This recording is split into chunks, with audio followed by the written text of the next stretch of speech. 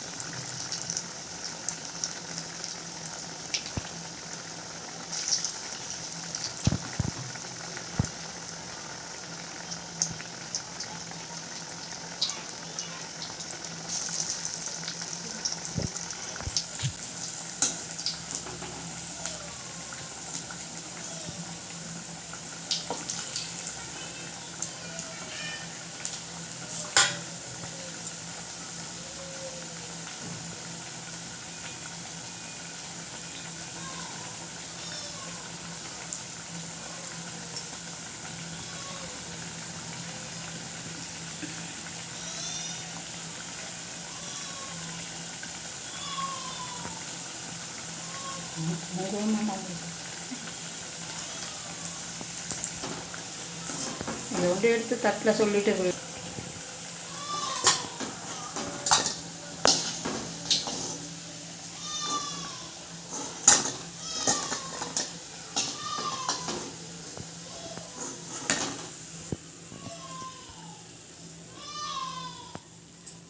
இது வந்து ரேஷன் பருப்பு கடலப்பருப்பும் ஊற வச்சு மிக்சியில் அரைச்சிட்டேன். அரைச்சிட்டு வெங்காயம், பச்சை மிளகா, கருவேப்பிலை எல்லாம் போட்டு தளிச்சு வச்சுக்கலாம். பூண்டு, கொஞ்சம் பெருஞ்சீரகம், சோம்பு போட்டு அரைச்சிக்கணும். அரைச்சிட்டு கொஞ்சம் காரம் மிளகாத்தூள் போட்டுடணும். போட்டு வடையாக தட்டினோம்னா வடை நல்லா சுவையாக இருக்கும்.